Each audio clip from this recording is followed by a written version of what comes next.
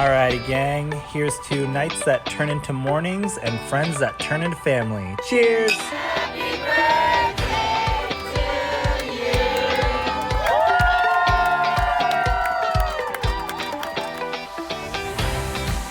Hello. Welcome to the Friendship IRL podcast. I'm your host, Alex Alexander, and each week we explore what's working and what's not in our friendships, community, and connections.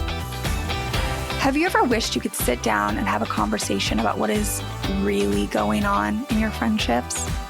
Well, you found your people. Join us as we dive into real-life stories and explore new ways to approach these connections. Together, we're reimagining the rules of friendship.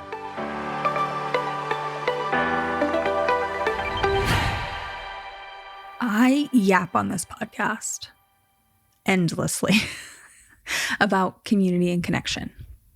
And normally I come at it from a very personal lens, right? How this will benefit you. Very rarely do I talk about connection as resistance. But behind the scenes, when I am picking my topics and constructing my outlines, that is very much how I think of connection. It's just not how I normally frame it to you. Today, we're talking about connection as resistance. We have to. Because people are being disappeared from their homes. And one thing in these desperate times, maybe the only thing that could stand between a person and that kind of harm is whether someone standing around them would notice. And then beyond that, whether anyone would care.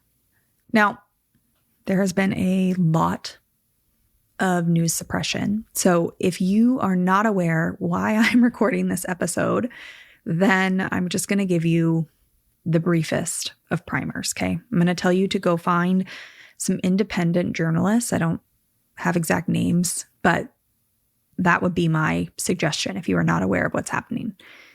In Minneapolis, I saw reports of people in Maine today, in many cities across the US, including Seattle, where I live.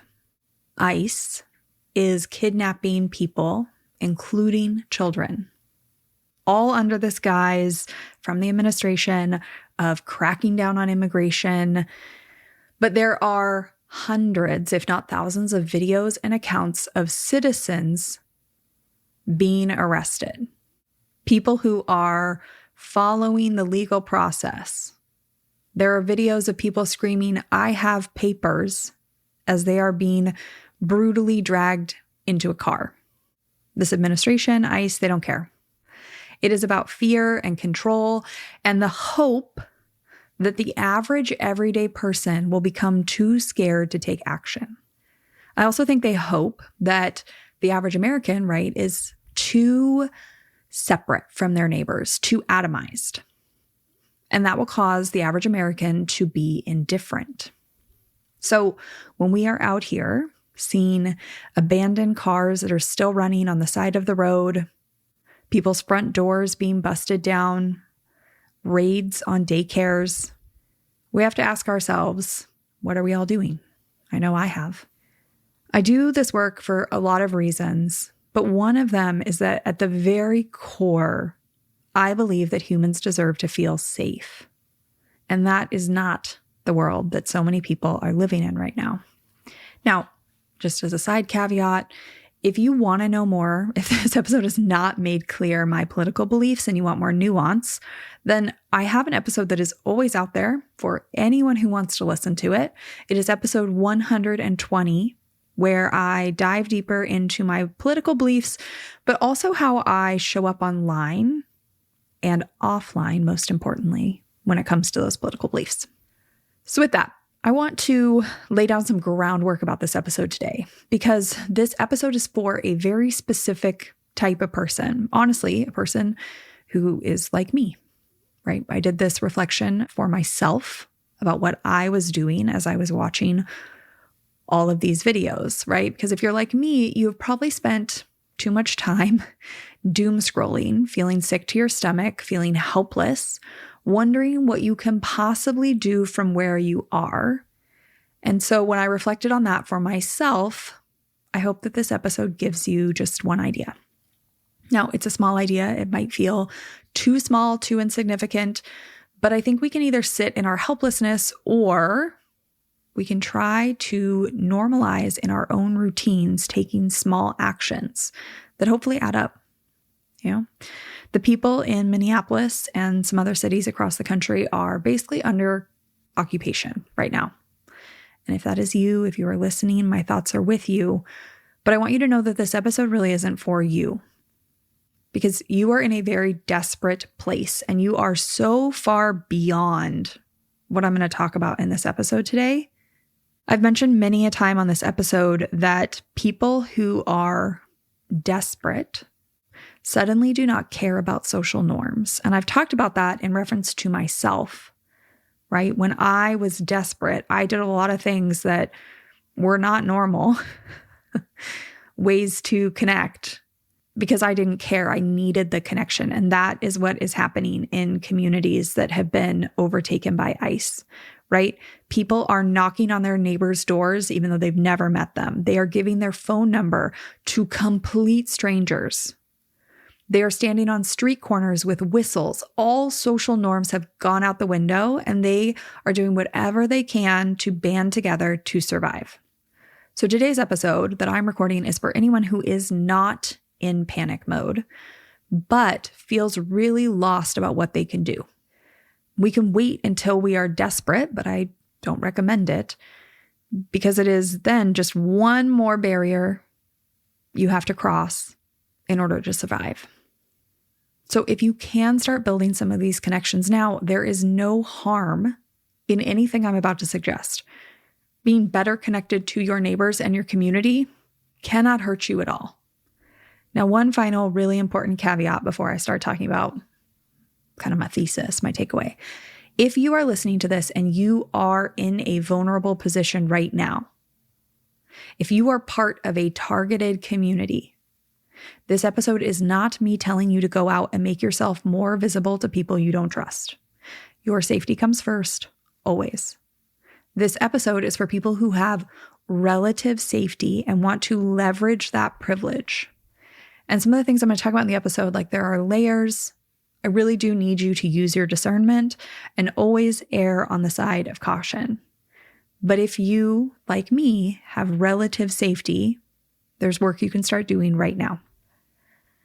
My inspiration for today's episode, when I was sitting on the couch, just wondering what I'm doing with my life in the world that we live in right now, my brain brought me back to episode 126, which is an episode I did with Priya Volchi, the author of Good Friends. And the premise of her book is that friendship isn't just a nice to have, it is a vehicle for radical change. When you know someone and you care about them, you show up differently. And in the episode, if you go listen to it, I talk about my personal experience with this. I share a story of someone that I loved that was affected by something and how suddenly I was paying way more attention to the news, to the bills that were being introduced than I ever had before. Now, if you are this person with relative safety, there are two things that you can do right now. And they both require the same basic action, which is developing some familiarity with the people who live around you. Now, the first thing you can do is become more known as a safe person. Make yourself available as someone who would help.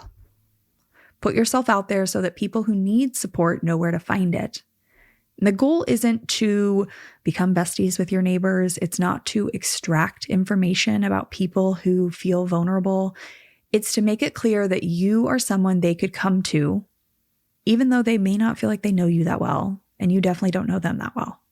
And that's okay. They can still reach out. The second thing you can do is build some basic familiarity with people that feel like potential threats. Yes, I am telling you to go out there and make some very basic connections with the people who believe that everything that is happening is fine, that seem indifferent to what is going on.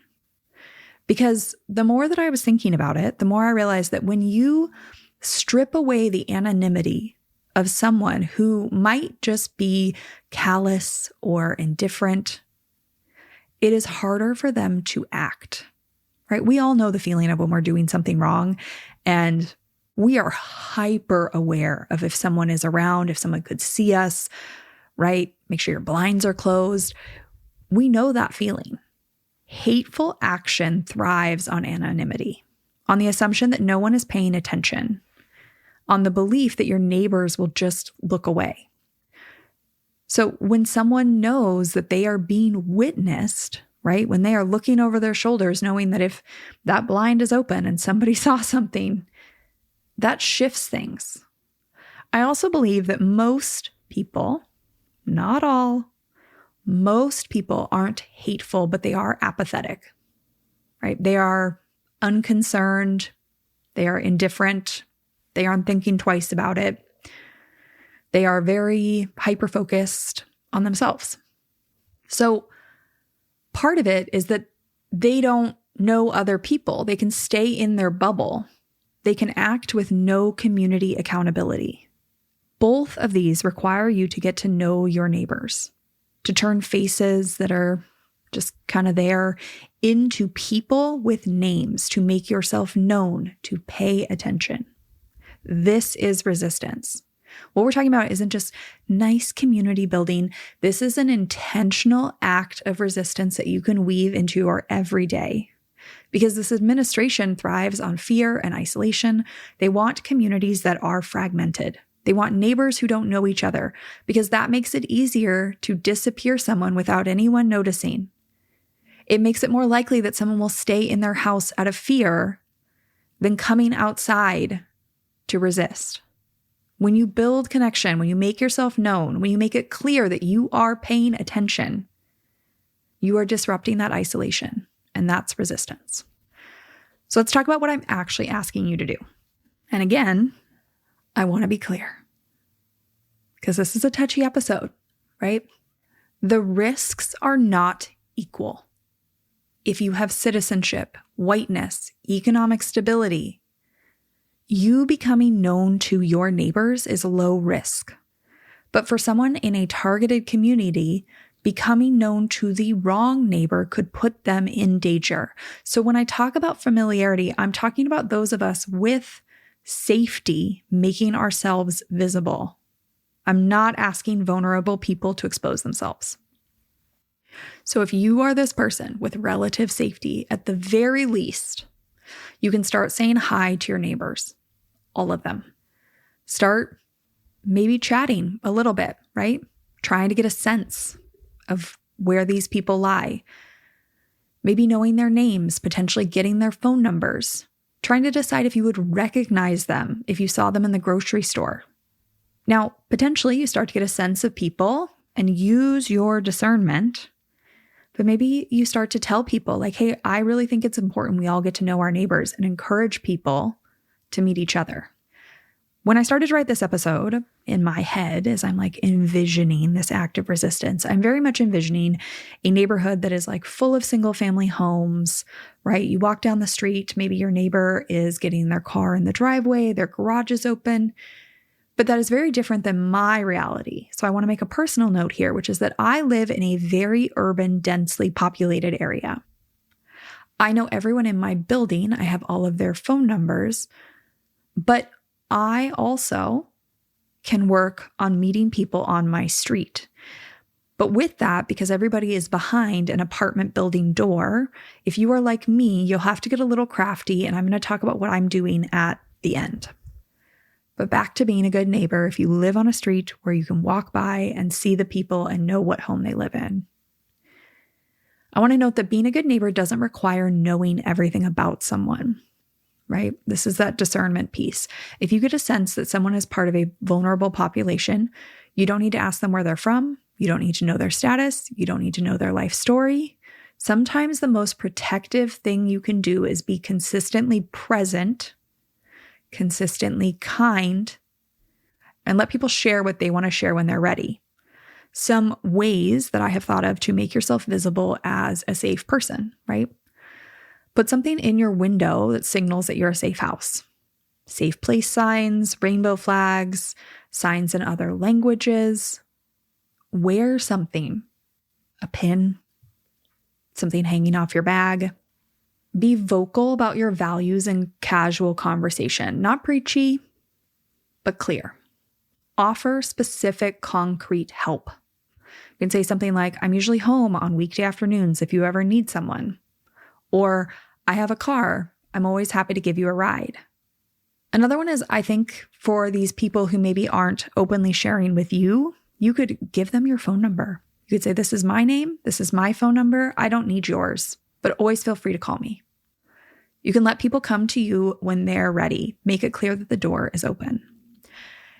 Now, if you want to go deeper, if that feels right with somebody, then start trying to have more one-on-one conversations. Invite them over to your front porch to hang out. Knock on their door and drop something off. Figure out where people sit on your street and who your allies are. Now, again, I know there are going to be some objections to this episode. So what if you are the one that's at risk? If you are part of a targeted community, I am not asking you to trust everyone on your block. Your job right now is to protect yourself and your family, period. If there are neighbors that you already trust, lean into those relationships. But you get to be selective. You get to wait and see who shows up as safe. There are things you can do, though. Tell them you're worried. Ask for their phone number. Ask when they're around. This episode is a call for people who could be protective to step up, so you have more people to rely on. Now, if your objection is that my neighbors are the problem, I get that. I have kind of mentioned that here. But if you have privilege and relative safety, you have power here, right? We are trying to create a space where it is harder to act in hateful ways because they know they are being witnessed. They know that people are watching. So pay attention. Make it known without being confrontational that you see what is happening on your block. When you wave, when you are consistently present, when you make it clear that you know who lives in that house and you are watching out for them to see what they are doing, that will shift things. The other thing is that when someone starts to realize that there is a web of connection happening in your neighborhood and they are outnumbered by people who would step in and protect someone, that's a deterrent. My goal here isn't that you change the truly hateful people. It's that you make it harder for them to act and you make the vulnerable people know that they are not alone. The final thing is that you might be thinking, Alex, this is too small. Okay. We've convinced ourselves that we have to do these really big actions. And quite frankly, a lot of the really big actions are what we see modeled to us on the internet, right? That's what goes viral. And if you really want to take bigger actions, if you want to be more involved, that's great. But we all have to start somewhere. And that could be you and your community just getting to know each other and develop some basic familiarity. Because here's what Minneapolis is showing us. There are story after story coming out of Minneapolis about people coming together, about a strong community, people standing guard at schools, mutual aid networks bringing food, driving kids to and from activities in school, people who are waiting outside of detention centers, meeting detainees who have no phone, no money, no way to get back home safely. And that's incredible to hear those stories. But Minneapolis had to rally in a crisis. And what I'm talking about this episode is being connected because you care, and also partially setting yourself up if your area is impacted. Because knowing your neighbors, as I mentioned, means that you will have one less barrier to cross in the most intensive times. You will already have people's phone numbers. You will already know their names. Now, I want to share what I'm doing because I mentioned this, right? I live in a very densely populated urban area. And I don't just mean like the city of Seattle, like the area of the city I live in is very close to downtown. It is very densely populated. I couldn't even tell you, like probably thousands of people live on my street. I'm surrounded by apartment buildings. So it's not as easy for me to go up and knock on the apartment building door and actually meet somebody who lives in there. What I'm doing, there is a response team that is neighborhood specific. And if you're in Seattle, what I've seen is that these are actually all over. So I'm going to connect into that response team. I am keeping my ear to the ground for ways that I can show up, which I've already identified, right? What are my strengths? How can I help people? Giving rides, delivering groceries, meeting detainees. I know there are organizers who are out there already doing this work. So I am paying attention to try and find those organizers and those groups because I have already identified my strengths. I'm sure there are some more that will pop up, but those are the ones I initially thought of. And so I am watching for opportunities, right? I have already filtered how I might show up. Another thing I'm doing is talking to the people in my life. That includes you, but also offline. Because having conversations like this gets people thinking about their own ways they can show up, gets them thinking about the small actions they can take, maybe get somebody who wasn't informed to go find some information and become aware of the situation. I'm also calling my reps because we all got to do that all the time. And at the core of it all, at minimum, I am trying to spend at least 10 to 15 minutes a day doing something that makes an impact here. You know, I think at the core of it, we all want our communities to feel safe, welcoming, belonging. And often we can be out there looking for somebody to lead the way. And your community might have a leader and you might already know who that is and you might be able to lean in. But if you are somebody who feels lost, you can lead. And it doesn't need to be like the ultimate leader that everybody reaches out to. You can just lead by taking some small actions. If you are somebody with safety and stability, you can spend that 10 to 15 minutes a day, and that might inspire some other people in your neighborhood to do the same thing. You can be somebody who the most vulnerable people know they can count on. You can make yourself visible and help them find you. How do we close this episode? It's always what I wonder every single time. You know, I have had friends who don't live here in the US anymore, but are American citizens, talk about like, well, have you considered moving abroad? And I always come back to the same thing, which is that if all of us who cared left, nobody would be here to stay and fight. And it doesn't need to be, as I hope we've seen in this episode, some big life-altering fight right now, right? We're not maybe desperate enough for that. But what we can do is that if we have some safety, we can use it. We can make ourselves known. We can be the neighbor that someone would call in an emergency. We can pay attention. And we can let the people who might do harm of whatever kind know that they are being witnessed and seen and watched. I think that's the work. With that, I'll see you next week. Thank you for listening to this episode of Friendship IRL. I am so honored to have these conversations with you, but don't let the chat die here. Send me a voice message. I created a special website just to chat with you. You can find it at alex.chat. You can also find me on Instagram. My handle at it's Alex Alexander, or go ahead and leave a review wherever you prefer to listen to podcasts. Now, if you want to take this conversation a step further, send this episode to a friend. Tell them you found it interesting and use what we just talked about as a conversation starter the next time you and your friend hang out. No need for a teary goodbye. I'll be back with a new episode next week.